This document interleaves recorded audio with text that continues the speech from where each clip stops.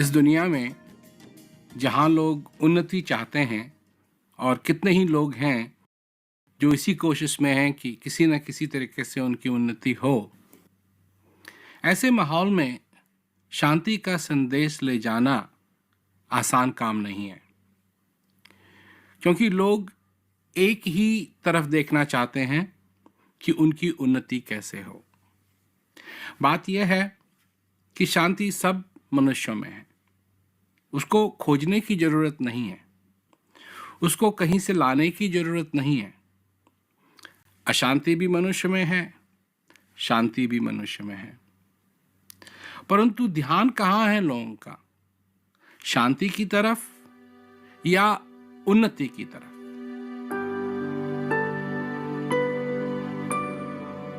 उन्नति क्या है कि और पैसा हो, हमारा प्रमोशन हो, ये हो वो हो, इन चीज़ों में लोगों का ध्यान जाता है।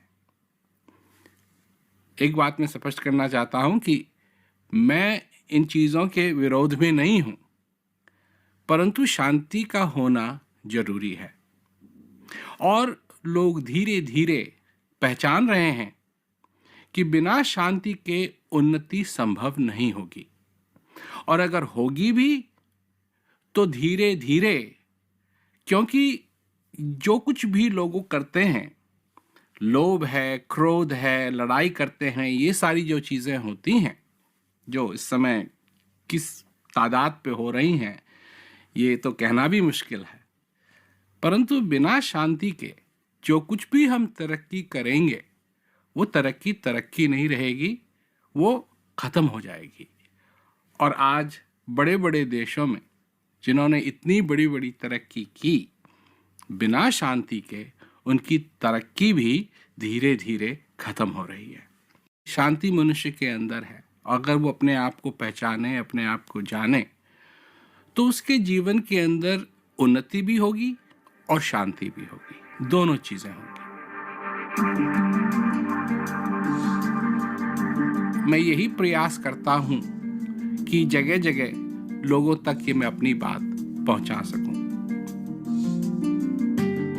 मेरी ये कोशिश सन 1962 से जारी है।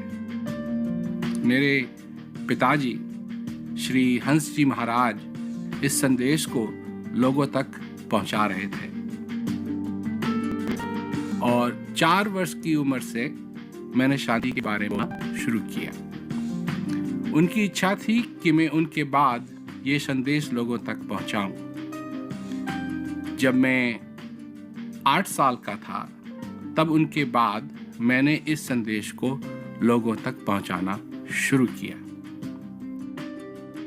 मेरा नाम प्रेम रावत है और मैं ये आप तक संदेश पहुंचाना चाहता हूं कि शांति आपके अंदर है और आप उस चीज़ को जान सकते हैं, पहचान सकते हैं। सारे विश्व में मैं चाहता हूं कि लोग मेरी बात सुनें, क्योंकि ये बात कोई अपने में नई बात नहीं है, परंतु इस बात को हम भूल चुके हैं। अगर हम इतिहास को देखें तो इतिहास इस बात का साक्षी है कि जहाँ जहाँ शांति के साथ उन्नति हुई, वहाँ वो उन्नति काफ़ी सालों तक चली और लोगों को उसका जो रस है वो लेने के लिए मिला। परंतु जहाँ तरक्की हुई, उन्नति हुई, पर शांति नहीं थी, वो फिर लोग लड़ने लगे, झगड़ने लगे और शांति भी गई और उन्नति भी खत्म हो गई।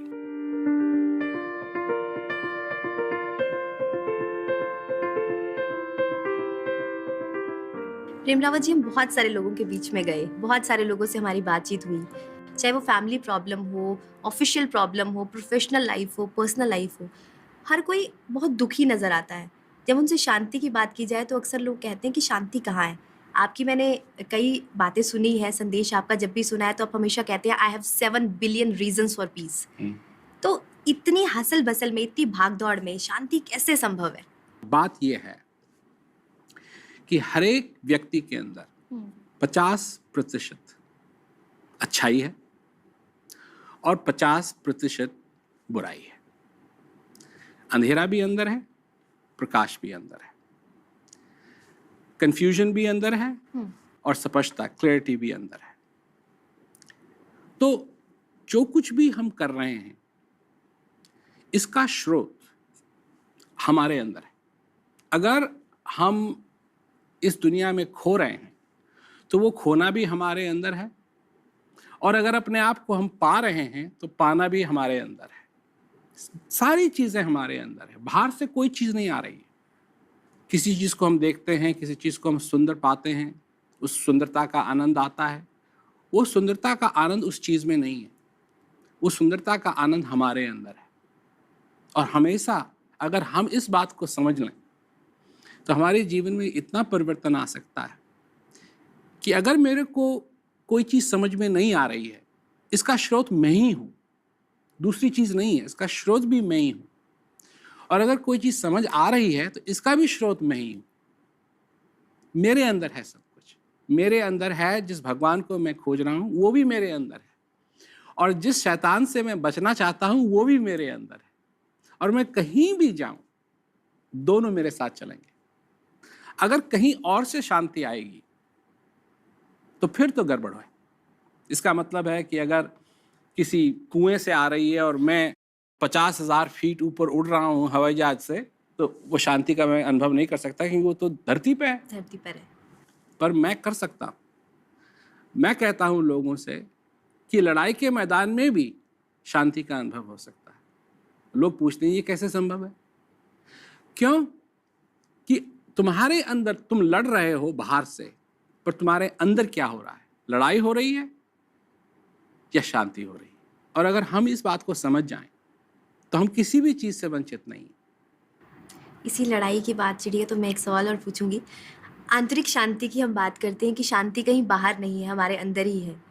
इंटरनल पीस हम अगर फील करें तो क्या उससे एक्सटर्नल पीस आएगा? अच्छा, इसका भी एक अच्छा उदाहरण मैं देता हूँ आपको। आपके पास एक मटका है, मटके में पानी है, और आप रेलगाड़ी में सफर कर रहे हैं, और आप मटके को खोलते हैं, देखते हैं तो पानी हिल रहा है। आप कह रहे हैं पानी क्यों हिल रहा है? मटका तो नहीं हिल रहा है, मैं तो मटके को नहीं हिला रहा हूँ, उसको पकड़ा हुआ है मैंने बड़ी अच्छी तरीके से, परंतु पानी हिल रहा है। क्योंकि जिस ट्रेन में आप बैठे हैं वो हिल रही है, तो मटका भी हिल रहा है और फिर पानी भी हिल रहा है। ठीक उसी प्रकार से अशांति के कारण जो कुछ भी होता है, अगर आप शांत हैं, अगर आप शांत हैं तो फिर वो शांति बाहर भी आएगी। पर अगर आप अशांत हैं, आप हिल रहे हैं, तो उस मटके को आप कितना भी पकड़ने की कोशिश कीजिए, वो पानी हिलेगा।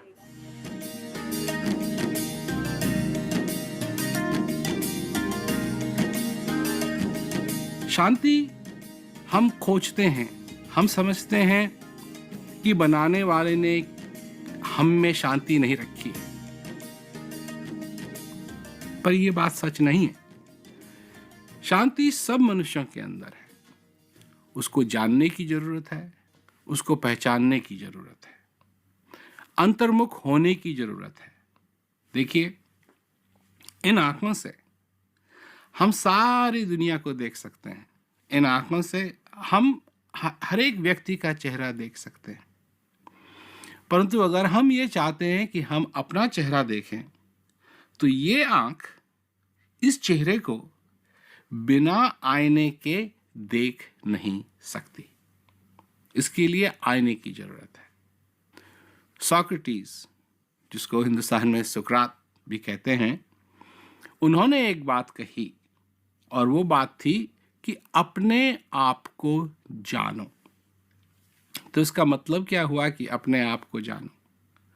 मतलब क्या? नाम, या मेरी उम्र इतनी है, या मैं ये करता हूँ, या मैं क्या कहते हैं मेरा वजन इतना है, या मैं उस गांव का हूँ, या मैं उस शहर में रहता हूँ। नहीं, ये चीजें नहीं। एक बात समझने की है कि एक चीज हो रही है हमारे अंदर, एक चीज हो रही है। इस श्वास का आना जाना, हमारे को जिंदगी मिली है जिससे हम जिंदा हैं। जिंदा होना, जब तक हम जिंदा हैं, हम अमीर भी हो सकते हैं, गरीब भी हो सकते हैं, कहाँ कहाँ पहुंच सकते हैं, क्या क्या हासिल कर सकते हैं और क्या क्या खो भी सकते हैं। जब तक हम जिंदा हैं, ये सारी संभावनाएं, इस दुनिया में जो कुछ भी हम करते हैं, ये सब संभव है। परंतु जब हम नहीं रहेंगे तो ये सारी संभावनाएं भी हमारी खत्म हो जाएंगी।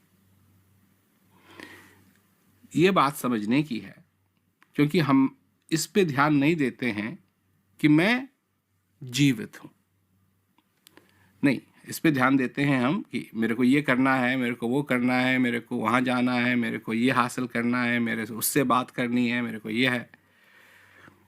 पर हम ये भूल जाते हैं इन सारी चीजों में कि मैं जीवित हूं।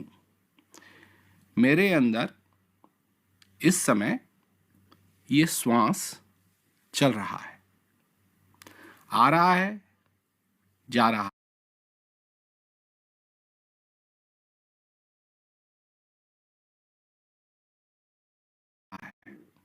और जब तक ये आ रहा है, जब तक ये जा रहा है और फिर आ रहा है, क्योंकि मेरी जिंदगी कहां से शुरू हुई?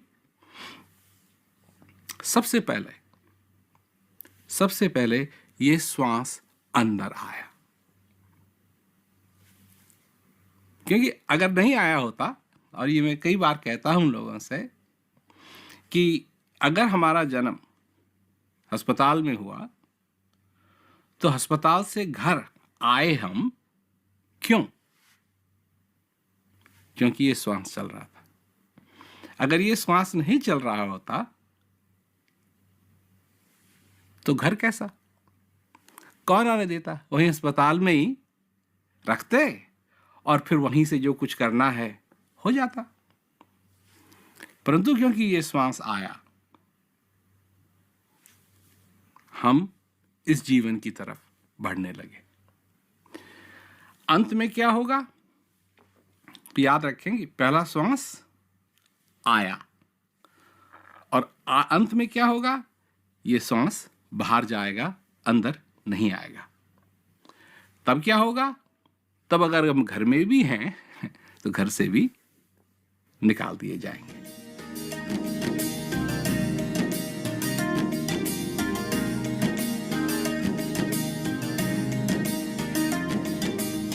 डब्बे की और हीरे की क्या कीमत है? जब अंगूठी खरीदते हैं, हीरे की अंगूठी कोई खरीदे तो उसको डब्बे में रखते हैं, डब्बे में देते हैं, डब्बे में बेचते हैं। और डब्बे को बड़े अच्छी तरीके से छिपा करके किसी न किसी तरीके से उसको अच्छी तरीके से जेब में रखते हैं या उसकी देखभाल करते हैं। डब्बे की देखभाल करते हैं, डब्बे की देखभाल करते हैं। पर डब्बे की देखभाल क्यों हो रही है? डब्बे की देखभाल डब्बे के लिए नहीं हो रही है, उसके अंदर जो अंगूठी रखी है उसके लिए हो रही है। और जिस दिन वो अंगूठी नहीं रहेगी तो डब्बे को फेंकने में किसी को भी संकोच नहीं होगा। तुम्हारे अंदर हीरा क्या है? तुम उस हीरे को जानते हो या नहीं? या इस डब्बे की मालिश करते रहोगे सारे दिन? हैं? इस डब्बे को ही नहलाते रहोगे, धुलाते रहोगे और जो अंदर का हीरा है उसको नहीं समझोगे। क्योंकि अगर इस अंदर के हीरे को नहीं समझा तुमने, इस अंदर के हीरे को नहीं पाया तुमने, तो इस डब्बे की कीमत क्या है? कुछ भी नहीं। ये तो मट्टी है और इसको मट्टी के साथ ही मिलना है।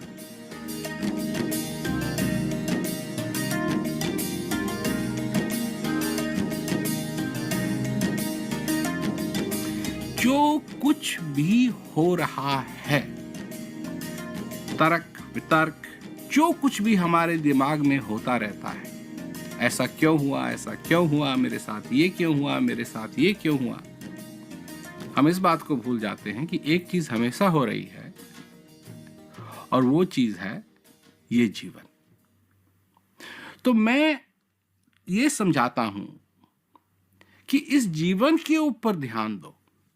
इस जीवन से हम क्या कर सकते हैं उसके ऊपर तो ध्यान आप लोग देते ही हैं, पर ये जीवन जो है इस पे भी ध्यान देना जरूरी है कि क्या चीज है ये। क्योंकि जब हम इस बात को समझने लगेंगे तब हमको समझ में आएगा कि सबसे बड़ा उपहार, सबसे बड़ी चीज तो ये है, और ये उपहार हमको बिना मांगे मिल रहा है, और दिन और रात ये आशीर्वाद, ये उपहार हमको दिया जा रहा है। क्या सचमुच में हम इस आशीर्वाद को अपने हृदय में ग्रहण कर रहे हैं? क्योंकि अगर हम इसको ग्रहण करें तो फिर क्या होगा? यह होगा कि अंदर से सचमुच में हम ये महसूस करेंगे कि मैं कितना भाग्यशाली हूं। अब तो ध्यान जाता है ना कि मेरे साथ ये खराब हो गया, मेरे साथ वो खराब हो गया, मैं भाग्यशाली नहीं हूं, मैं ये नहीं हूं, मैं वो नहीं हूं, ये सारी चीजें होती रहती हैं। परंतु जब ध्यान इस चीज पे जाएगा कि मैं जीवित हूं, तो फिर ये सारी जो बाहर की चीजें हैं इनका दर्जा मालूम होने लगेगा कि यही सबसे बड़ी बात नहीं है। सबसे बड़ी बात है कि मैं जीवित हूं, मेरे अंदर ये श्वास आ रहा है और जा रहा है। शांति की शुरुआत उस समझ से शुरू होती है, क्योंकि वो समझ एक पर्दा खोल रही है, अंदरूनी पर्दा खोल रही है, क्योंकि यही तो हमने किया हुआ है। शांति तो हमारे अंदर है, हर एक मनुष्य के अंदर शांति है। और वो क्यों नहीं महसूस करता है? क्योंकि उस पे ताले पड़े हुए हैं, वो सारे दरवाजे बंद हैं। दरवाजा खोलना है, तालों को खोलना है, दरवाजों को खोलना है, शांति अपने आप महसूस होगी। दूसरी बात, शांति है क्या? क्या है शांति? शांति, कई लोग ये समझते हैं बैठे हुए हैं और क्या कहते हैं आंखें बंद हैं तो हम शांति में। बिल्कुल नहीं। यहां क्या हो रहा है? आंखें बंद हैं, बैठे हुए हैं, शरीर नहीं चल रहा है इधर उधर, परंतु ये कहां कहां जा रहा है? कभी इधर जा रहा है, कभी उधर जा रहा है। ये शांति नहीं है। शांति अंदर है, और शांति का एहसास क्या है? कि सारी चीजों से अलग होकर के ये जो मेरे अंदर आशीर्वाद आ रहा है, जा रहा है, इस तक मैं पहुंच पाऊं, इसको मैं महसूस करूं।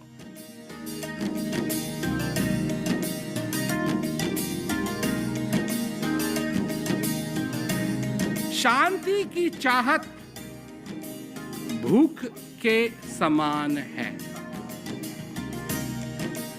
और वो भूख कब खत्म होगी?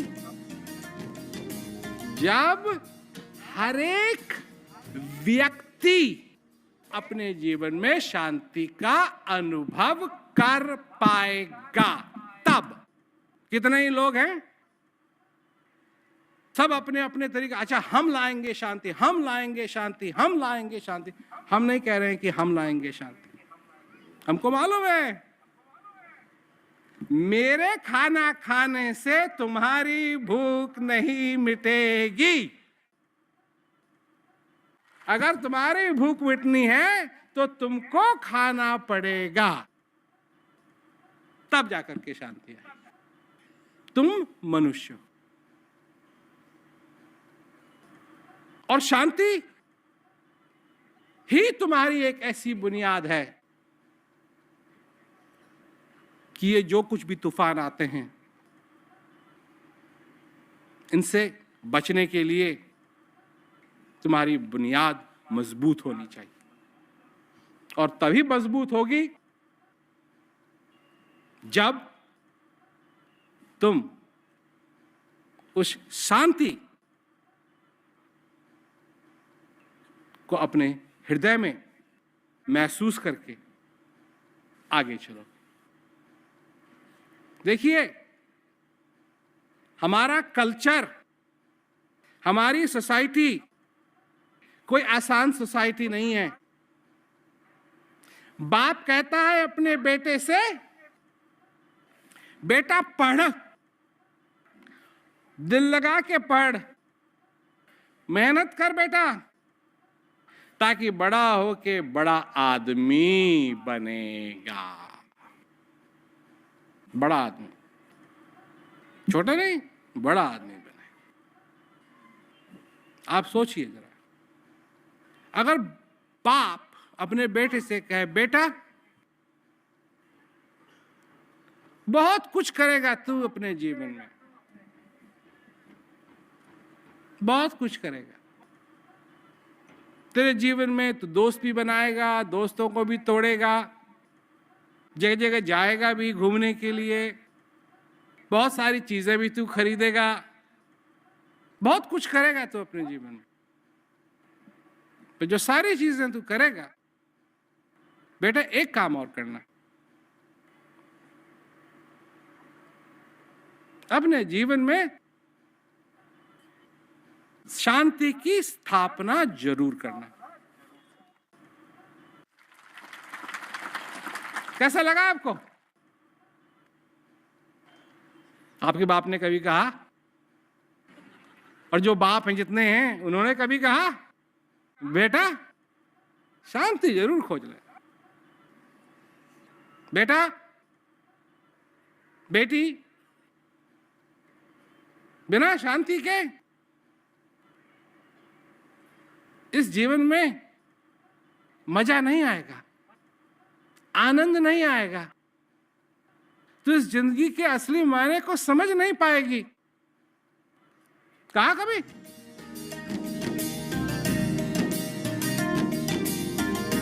अगर आप चाहते हैं कि संसार के अंदर शांति स्थापित हो, पहले अपने छोटे से संसार में शांति को स्थापित करो। मेरे अंदर ये सारी क्रांति की चीजें भी हैं और शांति की चीजें भी हैं, और जब मेरा ध्यान क्रांति की चीजों से हट करके शांति की तरफ जाएगा, तब मैं उस शांति को महसूस करने लगूंगा। तो इस बात को समझने के लिए, समझाने के लिए मैं कोशिश करूंगा, और ये जो चीजें बन रही हैं जिसको आप देख रहे हैं, इनका यही मकसद है कि आप तक ये संदेश पहुंचे, आप तक ये बात पहुंचे, और आपकी जीवन के अंदर असली तरक्की हो, असली तरक्की जो अंदरूनी तरक्की है। क्योंकि आदमी कितना मजबूत है, आदमी कितना मजबूत है, जो अंदर से मजबूती है वो एक विलक्षण मजबूती है, वो असली मजबूती है। बाहर की मजबूती दूसरी तरह की मजबूती है।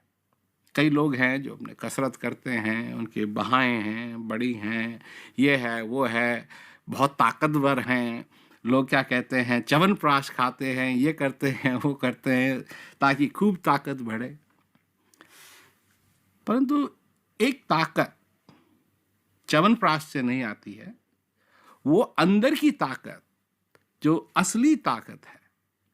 क्योंकि सारी चीजें बदलती रहेंगी। अब कोई अगर 10 साल भी कसरत करे, 20 साल भी कसरत करे, हो सकता है एक दिन ऐसा हो कि उससे भी ज्यादा बलवान आदमी कोई आए। और ये तो हम देखते रहते हैं, कोई एक रिकॉर्ड तोड़ता है तो फिर दूसरा आता है वो रिकॉर्ड तोड़ता है, फिर तीसरा आता है वो रिकॉर्ड तोड़ता है, फिर वो आता है, चौथा आता है तो फिर वो रिकॉर्ड तोड़ता है। ये तो सब बदलता रहेगा। परंतु कोई भी व्यक्ति, कोई भी मनुष्य इस संसार के अंदर अगर असली शक्ति चाहता है तो वो अंदरूनी शक्ति है। और वो तब समझ में आती है जब आदमी सारी चीजों को देख सके और अपने आप को पहचान सके। जो सुकरात ने कहा ना कि अपने आप को पहचानो, अपने आप को पहचान सके, उसके अंदर का खजाना क्या है। बाहर तो खजाने हैं ही, बाहर तो लोग पैसा बनाने की कोशिश करते ही हैं, धनवान होने की कोशिश करते ही, परंतु अंदरूनी जो धन है, जब तक वो नहीं पाया तब तक गरीबी की हालत असलियत में दूर नहीं होगी। अगर तुम सचमुच में अमीर बनना चाहते हो तो बाहर का धन तो बाहर का धन है, पर अंदर का धन भी तुमको चाहिए। और मेरे को यही आशा है कि सभी लोग इस का पूरा पूरा फायदा उठाएं। ये जो समय आप दे रहे हैं, और मैं तो अपनी बात लोगों के आगे रखता हूं। अब किसी को अच्छी लगे तो ठीक है, नहीं लगे तो कोई बात नहीं। ये नहीं है कि ये जरूरी है। मैं किसी से ये नहीं कहता अगर तुम मेरी बात नहीं सुनोगे तो तुम नरक में जाओगे ना। हाँ, इतनी बात है कि अगर तुम अपने आप को पहचान गए तो स्वर्ग तुमको यहीं मिल जाएगा, यहीं मिल जाएगा। तो मैं ये चर्चा 10 भागों में मैंने तैयार की है, और मेरे को यही आशा है कि आप इसका पूरा पूरा आनंद लें।